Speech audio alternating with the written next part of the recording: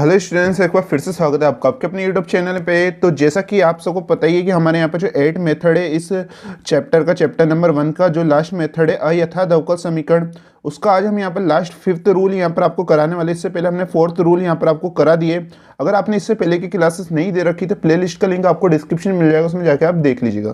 तो जैसे कि यहाँ पर आप ये 5th रूल देख सकते हैं, ये आज का लास्ट यहाँ पर रूल होने वाला है। इसके बाद हम हमारा जो है यहाँ पर नया चैप्टर है, चैप्टर नंबर 2 प्रथम कोटि एवं उच्च घातों के अवकल समीकरण यानी first order and higher degree differential equation, उसे स्टार्ट यहाँ पर कर देंगे। ठीक है, तो ये वाला रूल भी काफ़ी ज़्यादा इंपॉर्टेंट रहता है, इसलिए इस क्लास को पूरा एंड तक जरूर देखिएगा।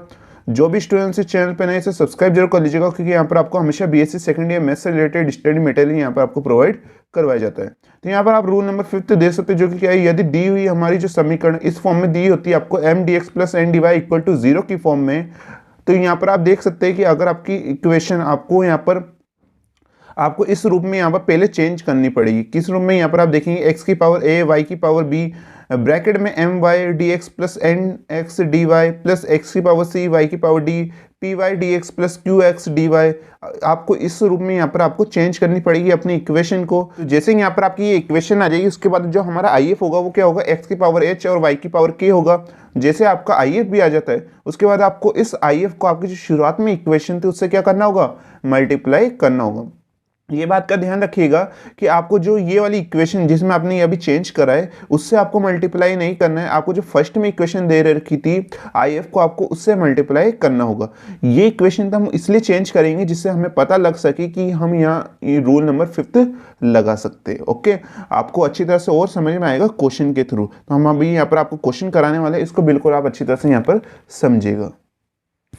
तो जैसे कि यहाँ पर आप ये क्वेश्चन देख सकते हैं, जो कि क्या है, आपकी बुक का ही क्वेश्चन है। y की power 3 minus 2y X square D x plus 2x Y square minus x cube D Y equal to 0। जैसे कि यहाँ पर आप देख सकते हैं सॉल्यूशन में सबसे पहले हम इसी इक्वेशन को लिख देते हैं। ये हमारी इक्वेशन नंबर फर्स्ट होती है। जैसे हम आई एफ निकाल लेंगे, फिर उसके बाद आपको इस आई एफ को इसी इक्वेशन से यहाँ पर मल्टीप्लाई करना है। आप ये ध्यान यहाँ पर रखना। ओके, तो यहाँ पर dx के साथ में दे रखा है वो क्या है, हमारी m की वैल्यू है।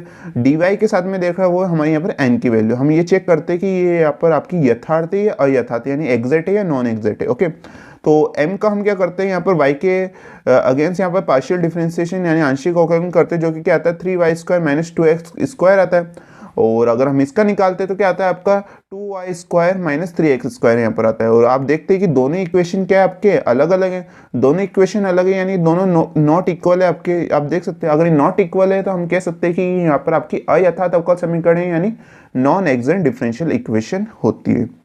अगर यहाँ पर आपकी ये नॉन एग्जैक्ट डिफरेंशियल इक्वेशन है तो इसको हमें एग्जैक्ट बनाना होगा, यानी यथार्थ बनाना होगा। तो यथार्थ बनाने के लिए हम इसमें रूल नंबर 5 लगाना चाहते हैं। तो उससे पहले आपको ये देखना पड़ेगा कि इसमें रूल नंबर 5 की कंडीशन है वो अप्लाई हो रही है या नहीं हो रही। उसके लिए मैंने आपको अभी शुरुआत में एक इक्वेशन बताई थी रूल नंबर 5 के अंदर, मैंने कहा था आपको उसके जैसा यहाँ पर बनाना होगा। तो उसके जैसा बनाने के लिए हम यहाँ पर क्या करते हैं, हमारी जो यहाँ पर इक्वेशन दे रखी थी, आप देखेंगे इक्वेशन में फर्स्ट में Y cube minus 2y square 2y X square, इस डी एक्स को दोनों तरफ मल्टीप्लाई कर देंगे, यहाँ पर भी डी एक्स यहाँ पर भी डी एक्स, फिर प्लस में 2x Y square D y और minus x cube D Y equal to 0, यहाँ पर आप देख सकते हैं।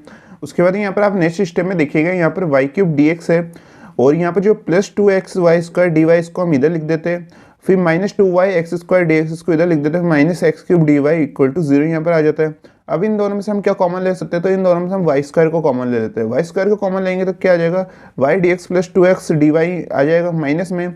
इन दोनों में से हम क्या कॉमन ले सकते हैं, इन दोनों में से हम माइनस एक्स स्क्वायर को कॉमन ले सकते हैं। जैसे माइनस एक्स स्क्वायर को कॉमन लेंगे, ब्रैकेट में क्या आ जाएगा 2y D x plus X D Y equal to 0 यहाँ पर हमारे आ चुका है। और ये क्या हो जाती है, हमारी इक्वेशन नंबर 2 हो जाती है। अब आप इस इक्वेशन को ध्यान से देखेंगे तो जो मैंने आपको रूल नंबर 5 बताया था उसके रूल की तरह ही यहाँ पर आपकी ये इक्वेशन बन जाती है। यहाँ पर आप देख सकते हैं वहाँ पर रूल क्या बताया था हमने, x की पावर a या y की पावर यहाँ पर b होनी चाहिए। तो यहाँ पर आप देख सकते हैं यहाँ पर y की पावर b आ रही। अब आप कहेंगे सर x की पावर a तो नहीं आ रही, तो आप x की पावर 0 रख सकते हैं। x की पावर 0 की वैल्यू क्या होती है, 1 ही होती है, यानी एक तरह से यहाँ पर 1 ही बना रहा है। ठीक है, तो वैसा भी हम मान सकते हैं। उसके बाद में यहाँ पर y dx है, यहाँ पर आप देख सकते हैं वहाँ पर ब्रैकेट में जैसा ही दे रखा था।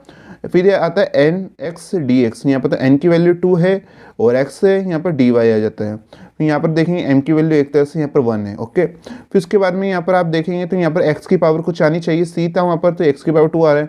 वहाँ वाई की पावर डी आनी चाहिए, तो हम वाई की पावर 0 मान लेते हैं। उसकी वैल्यू क्या होती है, वाई की पावर 0 की 1 होती है। तो ये तरह से यहाँ पर आ रहा है। ओके, उसके बाद यहाँ पर पी वाई डी एक्स आना चाहिए, तो 2y dx आ रहा है। फिर plus Q X D Y होना चाहिए, तो एक्स डी वाई आ रहा है इक्वल टू 0। यानी ये इक्वेशन हमारी जो रूल नंबर 5 जिसमें अप्लाई होना चाहिए हमारा, बिल्कुल ये कंडीशन आ रही है जैसा कि यहाँ पर आप देख सकते हैं। तो हम इसमें रूल नंबर 5 लगा सकते हैं। जब आपकी ये कंडीशन आ जाती है तो हमारा ऑटोमेटिक आई एफ क्या होता है, हमारे यहाँ पर एक्स की पावर एच और वाई की पावर के होता है। क्या होता है, एक्स की पावर एच और वाई की पावर के, ये हमारी इक्वेशन नंबर 3 होती है। अब यहाँ पर आपका जो आई एफ ये निकल के आया है, इसको हमें इक्वेशन नंबर 1 जो हमारे शुरुआत में क्वेश्चन ही था, इक्वेशन नंबर 1 उससे हमें क्या कर देना है, मल्टीप्लाई कर देना है। आप कहेंगे कि सर इस इक्वेशन नंबर 2 का क्या करें, तो ये इक्वेशन ओनली हम इसलिए लाए जिससे हम पता लगा पाए कि इसमें हमें रूल नंबर 5 लगाना है या नहीं लगाना, इसलिए हमने ये इक्वेशन निकाली। बाकी इसका कोई इस क्वेश्चन में यूज़ नहीं आने वाला है। ओके, तो अब हम क्या करेंगे, हमारी ये जो आई एफ है इसको इक्वेशन नंबर 1 से मल्टीप्लाई कर देते हैं। तो जैसे कि यहाँ पर आप देख सकते हैं, इस इक्वेशन नंबर 1 को हमने आई एफ से मल्टीप्लाई यहाँ पर कर दिया है। एक्स की पावर एच, वाई की पावर के, इधर भी एक्स की पावर एच और वाई की पावर के। यहाँ पर ये पूरी ये आपकी इक्वेशन नंबर 1 थी, यहाँ पर आप देख सकते हैं ये, इसको हमने दोनों तरफ से यहाँ पर एक्स की पावर एच और वाई की पावर के से मल्टीप्लाई कर दिया है। अब यहाँ पर ये जो दे रखी है वैल्यू, इसको आपको ब्रैकेट के अंदर दोनों तरफ यहाँ पर मल्टीप्लाई भी करना होगा। तो जैसे इनको आप इन दोनों मल्टीप्लाई करते तो एक्स की पावर एच, वाई की पावर के प्लस 3, वैसे यहाँ पर आप दोनों तरफ मल्टीप्लाई कर लीजिएगा, ये इक्वेशन आ जाती है। वैसे ही आपको इसको दोनों तरफ मल्टीप्लाई करना है, आपकी ये इक्वेशन यहाँ पर आपके आ जाती है। सिंपल ही यहाँ पर है, जैसे मैं आपको बता देता हूँ, एक्स की पावर एच आया, फिर यहाँ पर भी वाई की पावर के है, यहाँ पर वाई की पावर 3 है। तो ये दोनों ही यहाँ पर, इन दोनों के बेस सेम है, तो इनकी जो पावर है वो ऐड हो जाती है। आप सबको ये रूल तो पता ही है। तो के प्लस 3 हो जाएगा। वैसे ही यहाँ पर इनसे होएगा, तो यहाँ पर आप देखें एक्स की पावर एच, यहाँ पर एक्स की पावर 2, तो ये एच प्लस 2 हो जाएगा और ये के प्लस 1 हो जाएगा यहाँ पर। वैसे ही यहाँ पर आपको इस इक्वेशन को मल्टीप्लाई कर लेना है। ये क्या हो जाती है, हमारी इक्वेशन में 4th यहाँ पर हमारी निकल के आ जाती है। अब dx के साथ में आपके जो दिया हुआ है, ये हमारी m की वैल्यू हो जाती है। dy के साथ में जो दे रखा है वो हमारी n की वैल्यू यहाँ पर हो जाती है, जैसे कि आप देख सकते हैं। उसके बाद हमें यहाँ पर जो हमारी m की वैल्यू रहती है, उसका y के अगेंस्ट क्या करना है, पार्शियल डिफरेंशिएशन यानी आंशिक अवकलन करना है। तो यहाँ पर आप देखेंगे y के सापेक्ष कर रहे थे, x की पावर h हमारा एक तरह से कांस्टेंट है, तो यानी अचर है, तो ये तो वैसा का वैसा ही रहेगा। यहाँ पर y का करना है, तो यहाँ पर k प्लस 3 आगे आएगा, फिर इसमें से एक माइनस करोगे तो k प्लस 2 हो जाएगा। वैसे ही आपको इसका पूरे का आंशिक अवकलन कर लेना है। हमने इतने सारे यहाँ पर करे हैं कि आपको अच्छी तरह से यहाँ पर आई गए होंगे। फिर वैसे ही यहाँ पर हमें n के साथ में यहाँ पर करना है। यहाँ पर आप देखेंगे n की वैल्यू है, तो इसका हमें x के सापेक्ष क्या करना है, पार्शियल डिफरेंशिएशन यानी आंशिक अवकलन करना है। अगर आप x के सापेक्ष कर रहे थे, यहाँ पर आपको y को अक्षर मानना होगा यानी कांस्टेंट मानना होगा, तो y की पावर k प्लस 1 ये वैसा का वैसा रहेगा। और यहाँ पर जो h प्लस 1 था ये आगे आ जाएगा। यहाँ पर आप देख सकते हो, इसमें से माइनस करेंगे तो x की पावर h आ गया। वैसे ये पूरे के साथ यहाँ पर सॉल्व हो जाता है, आप देख सकते हैं। अब यहाँ पर आप देखिएगा कि दोनों ही हमारी यहाँ पर इक्वेशन को हमें एक इक्वल यहाँ पर रखना होगा, क्योंकि हम यहाँ पर क्या निकालना चाहते हैं, यहाँ पर सबसे पहले हम h और k की वैल्यू निकालना चाहते हैं। h और k की वैल्यू निकालने के लिए हम ये मान लेते हैं कि यहाँ पर ये दोनों हमारी क्या है, यथार्थ अवकल समीकरण है यानी एग्जेक्ट डिफरेंशियल इक्वेशन है, ऐसा हम यहाँ पर मान लेते हैं। इसके लिए हमारी जो del M upon del Y है और वो del N upon del X है, वो एक दूसरे के क्या होंगे, यहाँ पर हमारे इक्वल होंगे। तो जैसे कि यहाँ पर आप देख सकते हैं, जो हमारी इक्वेशन में 4th थी वो क्या है, हम ये मान लेते हैं कि वो यहाँ पर आपकी यथार्थ है यानी एग्जैक्ट है। अगर एग्जैक्ट है तो हमारा डेल एम अपॉन इक्वल किसके होगा, del N upon del X के होगा। तो हम ये मान लेते हैं कि हमारी जो del M upon del Y जो आपके आया था, उस इक्वेशन को पूरा को लिख लेते हैं। Del N upon del X आया था, उसको भी हम लिख देते हैं। दोनों क्या हमारी इक्वल है यानी बराबर है यहाँ पर। ओके, ऐसा हमने क्यों किया है, क्योंकि हम यहाँ पर एच और के की वैल्यू निकालना चाहते हैं। तो हम दोनों इक्वेशन में क्या करेंगे, अब कंपेयर करेंगे यानी दोनों की तुलना करेंगे कि दोनों की वैल्यू हम यहाँ पर निकालेंगे। तो यहाँ पर आप देखेंगे, यहाँ पर भी x की पावर h, y की पावर k प्लस 2 है, यहाँ पर भी x की पावर h, y की पावर k प्लस 2 है। तो इसके साथ में जो भी दे रखा है वो हमारा इक्वल हो जाएगा। तो कैसे होगा, k प्लस 3 और 2 ब्रैकेट में h प्लस 1 एक दूसरे की क्या हो जाता है, इक्वल हो जाते हैं, आप देख सकते हैं। फिर इन्हें सॉल्व कर लीजिए, तो k प्लस 3 इसे दोनों तरफ मल्टीप्लाई करोगे तो 2h प्लस 2, फिर यहाँ पर ये 3 है, इधर आ जाएगा आपके -3 हो जाएगा, उससे सॉल्व करोगे तो 2h माइनस 1 यानी k की वैल्यू हमारी क्या निकल के आएगी, 2h माइनस 1। इस k की वैल्यू को हम बाद में यूज कर सकते हैं, कैसे करेंगे अभी हम आपको बताते हैं। उसके बाद में क्या होगा, यहाँ पर आप देखिएगा तो यहाँ पर अब है, यहाँ पर x की पावर h प्लस 2 और y की पावर k, यहाँ पर भी x की पावर h प्लस 2 और y की पावर k, इसके साथ में जो भी दे रखा है उन दोनों को इक्वल कर लेते हैं। तो यहाँ पर -2 ब्रैकेट में k प्लस 1 दे रखा है और यहाँ पर क्या दे रखा है, -x ब्रैकेट में h प्लस 3। तो इन दोनों को हम इक्वल कर लेते हैं। माइनस से माइनस क्या हो जाएगा, आपका कट हो जाएगा, आप देख सकते हैं।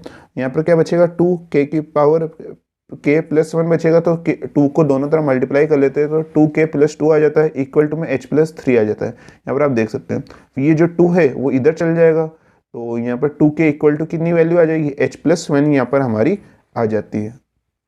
फिर उसके बाद यहाँ पर आप देखेंगे तो यहाँ पर जो हमारी 2k equal to h plus 1 यहाँ पर आया है, तो हम यहाँ पर k की वैल्यू रख देते हैं। k की वैल्यू कैसे रखेंगे, तो अभी हमने निकाली थी 2h माइनस 1, हमने यहाँ पर ये वैल्यू निकाली थी k की वैल्यू, तो जो हमारी k की वैल्यू आई है इसको हम इसकी जगह में यहाँ पर आप देख सकते हैं इस k की जगह पर यहाँ पर रख देते हैं 2h minus 1 equal to h plus 1। अब ये जो पूरी इक्वेशन है पूरी h की फॉर्म में चेंज हो चुकी है, तो यहाँ पर हमारी h की वैल्यू आसानी से निकल जाएगी। तो ये 2 है, दोनों तरफ मल्टीप्लाई होगा, 4h minus 2 equal to h plus 1, ये माइनस 2 इधर आ जाएगा आपके यहाँ पर आप देख सकते हैं, और जो ये h है वो इधर आ जाएगा, तो ये h इधर आती है माइनस का, माइनस 2 इधर आती है प्लस का, यहाँ पर 4h माइनस h 3h हो जाएगा, ये 1 प्लस 2 3, तो h की 3 इसके अपॉन में आ जाएगा, तो h की वैल्यू क्या आ जाएगी आपकी 1, यानी हमारी पहली वैल्यू h की वैल्यू तो हमारी निकल के आ चुकी है। तो अब h की वैल्यू आ गई तो k की वैल्यू निकालना हमारे लिए ज़्यादा मुश्किल अब नहीं है। कोई सी भी आपकी जो इक्वेशन जिसमें k आ रहा है, कोई सी भी इक्वेशन आप ले लीजिए, चाहे आप इसे भी ले सकते हैं चाहे आप इसे भी, दोनों का आंसर सेम ही आएगा। तो हम यहाँ पर 2k equal to h plus 1 ले लेते हैं, और इसकी जगह पे हम यहाँ पर h की वैल्यू क्या रख देंगे 1, जैसे h की वैल्यू 1 रखेंगे तो आपकी k की वैल्यू भी यहाँ पर निकल के आ जाएगी।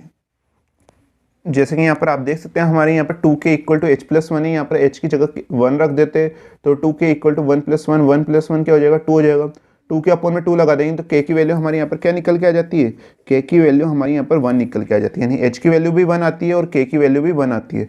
अब इस h और k की वैल्यू का यूज़ कैसे होगा, तो आपकी जो समीकरण नंबर 4 थी यानी आपकी जो इक्वेशन नंबर 4 थी, जब हमने m और x की वैल्यू निकाली थी नई वाली, जो अभी लेटेस्ट m और n की वैल्यू निकाली, उससे पहले वाली स्टेप में आप देखिए वो इक्वेशन नंबर 4 थी आपकी, तो उस इक्वेशन में 4th में हमें जहाँ पर भी h आ रहा है वहाँ पर 1 रख देना, और जहाँ पर भी k आ रहा है वहाँ पर 1 रख देना। मैं आपको बता देता हूँ इक्वेशन नंबर 4 कौन सी थी, तो ये वाली इक्वेशन हमने यहाँ पर लिख दी आपके लिए, पूरी इक्वेशन आप देख सकते हैं, ये वाली आपकी पूरी इक्वेशन नंबर 4 थी जहाँ पर आप देख सकते हैं। ओके, तो अब इस इक्वेशन में आपको क्या करना है, यहाँ पर आपको k और आपको h की वैल्यू रख देना है। तो h की वैल्यू 1 थी तो x की पावर 1 हो जाएगी, वो जो कि x ही होता है।